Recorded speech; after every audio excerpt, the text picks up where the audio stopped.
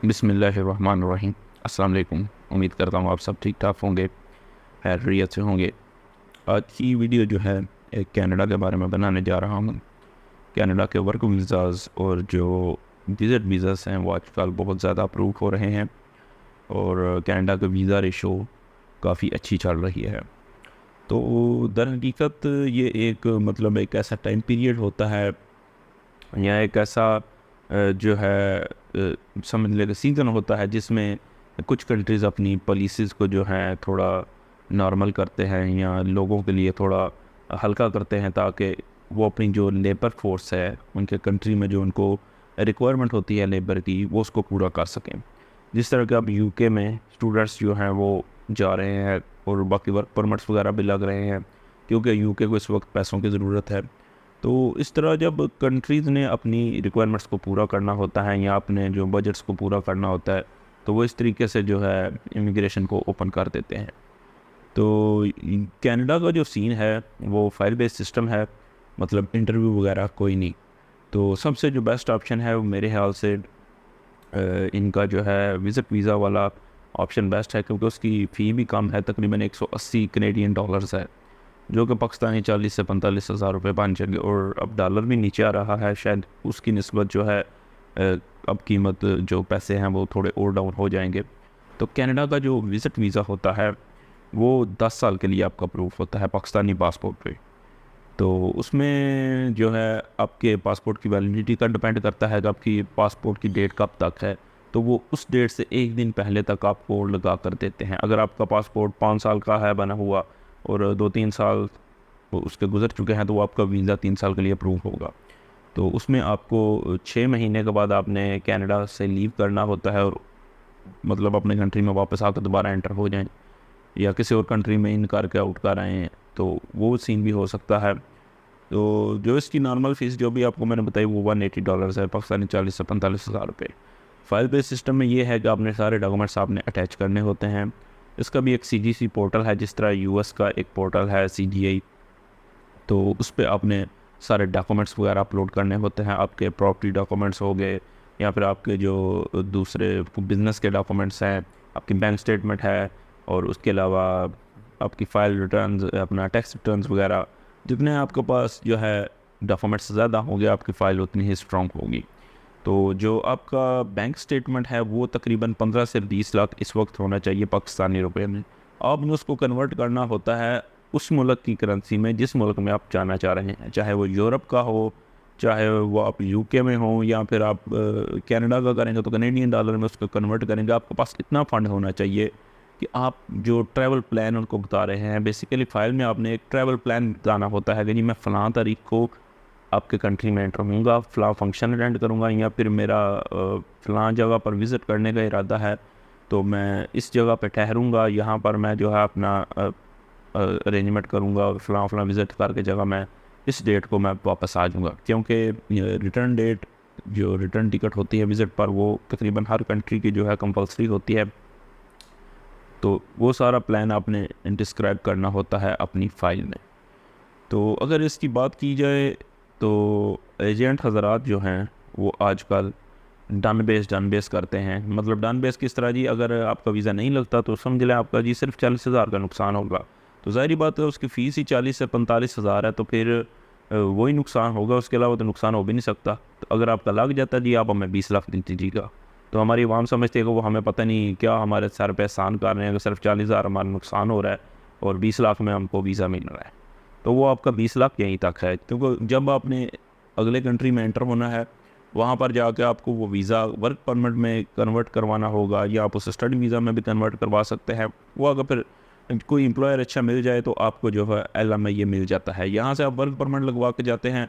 अब मैंने पिछले दिनों में न्यू ब्रंसविक स्टेट की एक वीडियो बनाई थी जिसमें 4-5 कंपनीज हैं वो वीज़ाज़ दे रही हैं, लेकिन वो उनमें डायरेक्ट अप्लाई करना मुश्किल है। विज़िट वीज़ा का ये आसानी है कि आप उसको खुद अप्लाई कर सकते हैं। तो जो वो न्यू ब्रंसविक स्टेट के वीज़ाज़ हैं वो भी ऑलमोस्ट फ्री ही हैं, लेकिन कुछ जो लोग हैं या एजेंट्स हैं जो कि आगे उनकी हायरिंग एजेंसी के साथ कॉन्टैक्ट में होते हैं, वो उनको आगे वीज़ाज़ देते हैं और वो आगे लोगों को देते हैं। इस वक्त उनकी जो कनाडा की इमिग्रेशन खोलने का या फिर ये जो विज़िट वीज़ाज़ ओपन कर रहे हैं वो मसला उनका सिर्फ यही है कि उनको सिर्फ इस वक्त लेबर चाहिए। क्योंकि उनको पता है जब लोग यहाँ पर आएंगे वापस तो कोई जाता नहीं है, ये सबको पता होता है। तो वो वहीं में उनको जो है डिफरेंट स्टेट में एडजस्ट कर लेते हैं। लेकिन आप जब जाते हैं तो आपको जो कास्ट पड़ेगी वो तकरीबन 20,000 से 50,000 कनेडियन डॉलर आपके वहाँ जाकर भी लगेंगे, जिसमें आपको वर्क परमिट लेना होता है। वो आपने एक दफ़ा ही पे नहीं करना होता, वो आपने पहले अमाउंट पे करेंगे, आप $5,000 कर देंगे, $10,000 बेसिक, मतलब पाकिस्तानी 15-18 लाख बन जाएगा ऑलमोस्ट। तो जो अपने यहाँ एजेंट को 15-20 लाख बनना है, उससे बेहतर ये है ना आप वहाँ जाके वो LMIA का आप उसको पे कर लें। क्योंकि हमारे लोग जाते साथ ही अजाइलम के इर्द गिर्द हो जाते हैं, जी अजाइलम अप्लाई करें, जी हमें अपने मुल्क में खतरा है, उधर जी जंग लगी हुई है फ़लाँ और टमका। लेकिन अजाइलम आपकी प्रोफाइल को जो है अफेक्ट करता है, उसमें आपका अपने कंट्री में ट्रैवल करना बहुत मुश्किल हो जाता है। अगर आप LMIA का रिस्क ले लेते हैं, अजाइलम में आपका फ्री अप्लाई नहीं होगा, उसमें भी डॉलर्स ही लगते हैं, लेकिन जब उस करेंसी में आप कमाएंगे तो आपको वो ज़्यादा नहीं लगते, क्योंकि वो आपके कवर हो जाते हैं। कुछ आपने बेसिक पे करने हैं, कुछ आपने कमाने के बाद उनको देने हैं। तो इसमें जो है बेहतरीन तरीका यही है कि आप वर्क परमिट ही जो है उसकी तरफ ही जाएँ, कोई अच्छा एम्प्लॉय ढूंढे पाकिस्तानी या अपने इलाके का को मिल जाए तो उसके थ्रू आप जो है वर्क परमिट ले लें। पहले आप बेसिक पेमेंट उसको कर दें, उसके बाद काम करके उसमें से $1,000-1,200 आप देते रहें, क्योंकि $3,000 आप नॉर्मली कनाडा में जो है कमा ही सकते हैं ऑलमोस्ट। उसका मेरे ख्याल से इतना कोई नहीं होगा, क्योंकि अभी मेरा एक दोस्त गया है और वीडियो बनाने का मकसद भी यही था, क्योंकि उसका वीज़ा ऐसे अप्रूव हुआ है कि सबसे पहले उसने दिसंबर 2022 में, ये जो लास्ट दिसंबर था, उसने अपना फाइल केस जो है सबमिट करवाया। तो उसकी प्रोफाइल ये थी कि वो एक स्कूल टीचर था, गवर्नमेंट स्कूल टीचर, और उसने अपनी सारी प्रोफाइल खुद बनाई, अपने डॉक्यूमेंट्स वगैरह सबमिट करवाए, टैक्स रिटर्न्स लगाई। स्टेटमेंट उसकी सिर्फ 10 लाख रुपए की थी। मतलब देख लेंगे 10 लाख कुछ भी नहीं बनेगा उस हिसाब से, मुश्किल से टिकट नहीं बनेगी कनाडा की। तो लेकिन उसने ये सब कुछ किया, और मज़े की बात कि उसका जो है मार्च में रिजेक्ट भी हो गया था वीज़ा ऑटोमेटिकली। उसके बाद आपके पास अपील का ऑप्शन भी होता है। तो उसने जब सब कुछ किया, उसकी रिजेक्शन हो गई, उसके बाद उसने छोड़ दिया सब कुछ, मतलब कोई अपील नहीं की। उसने कहा फ़ायदा नहीं है, क्योंकि रिजेक्शन में आपको रीज़न देते हैं। रिजेक्शन में उसकी रीज़न आई थी कि आपका जो है कोई ऐसा हमें मिला नहीं क्लू या फिर ऐसा कोई पॉइंट जिसमें आप ये साबित कर सकें कि आप अपने कंट्री में वापस आएंगे। तो 2-3 चीज़ें वो करते हैं, क्योंकि मैंने एक लड़के का जो आयरलैंड का भी रिजेक्शन देखा था, रिजेक्शन लेटर। तो फाइल में जब आप सबमिट करवाते हैं वो बाकायदा आपको एम्बेसी एक भेजती है, जो है नोटिस या फिर पेज जिस पे सब कुछ मेंशन होता है, रीजंस मेंशन होती हैं। तो कनाडा उस वक्त आपसे पासपोर्ट रिक्वायर करता है जब आपका वीज़ा लगना होता है। तो इससे मेरे दोस्त को मेल आती है 2 महीने बाद, जी अपना पासपोर्ट हमें सेंड कर दें, हमने आपका केस रिव्यू किया है। तो उसने कहा शायद रिजेक्शन की स्टैंप लगाएं, लेकिन रिजेक्शन की स्टैंप अमेरिका नहीं लगाता, कोई कंट्री में रिजेक्शन की स्टैंप नहीं लगाता, डिपोर्ट की स्टैंप लग जाती है। रिजेक्शन की स्टैंप की जगह वो सिर्फ ये होता है जी जिस एम्बेसी में पासपोर्ट क्या होता है, कुछ एम्बेसीज पहले पासपोर्ट रिक्वायर करते हैं, तो फिर वो जब आपका वीज़ा अप्रूव नहीं करती तो एम्बेसी की उन्होंने अपनी स्टैंप लगाई होती है, जी फ़लाँ एम्बेसी में ये पासपोर्ट आया हुआ था, तो जी आयरलैंड एम्बेसी या इरिश एम्बेसी इस्लामाबाद स्टैंप लगी होगी। तो कनाडा उसी वक्त रिक्वायर करता है जब आपका वीज़ा अप्रूव होने वाला हो। तो उसने भेज दिया अपना पासपोर्ट, जब उन्होंने रिक्वायर किया तो हफ्ते बाद उसका वीज़ा स्टैंप लग कर जो है आ गया, अप्रूव हो गया वीज़ा उसका। तो इससे आप हिसाब लगा लें कि अगर वो रिजेक्शन के बाद वीज़ा अप्रूव कर रहे हैं तो इसका मतलब कि इस वक्त उनकी वीज़ा रेशो काफ़ी अच्छी चल रही है। तो अभी मैंने अपने दोस्त को भी बोला, वो इस पर एक बाकायदा वीडियो बनाएगा कि आपने फ़ाइल कैसे तैयार करनी है, क्या क्या चीज़ें रिक्वायर्ड होंगी। तो बैंक स्टेटमेंट अगर आपकी अच्छी हो तो इस वक्त उसका बिल्कुल फ्रेश पासपोर्ट था, तो फ्रेश पासपोर्ट पे उसका वीज़ा जो है अप्रूव हो गया। और दूसरा कनाडा जो है 10 साल का वीज़ा देता है, जो कि मैंने ऑलरेडी बताया था वीडियो में।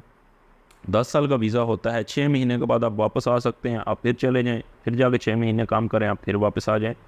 तो ये भी आप सीन कर सकते हैं।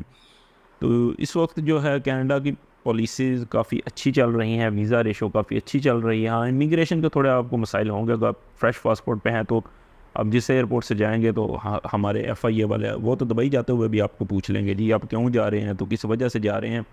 बाकी मुल्क की जो कंट्रीज़ हैं वो आपकी इमिग्रेशन आपको सिर्फ 1-2 क्वेश्चन पूछेगी, आप यहाँ पर क्यों आए हैं, कहाँ विज़िट करने जा रहे हैं, 1-2 क्वेश्चन, उसके बाद वो आपको क्लियर कर देते हैं।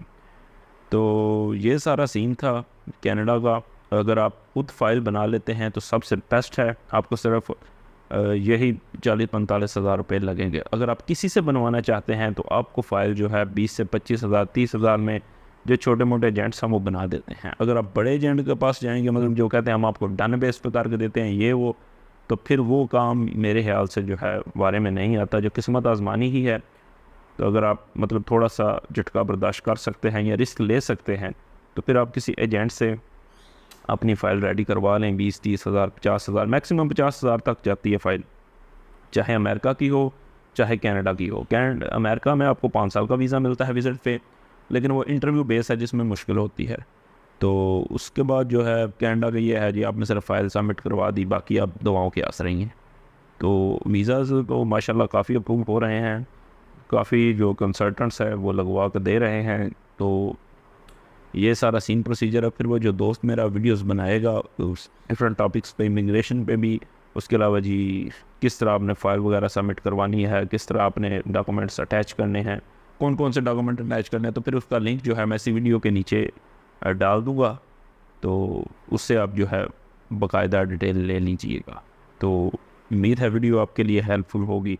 तो इंशाल्लाह मिलते हैं न्यू वीडियो में। अल्लाह हाफिज़।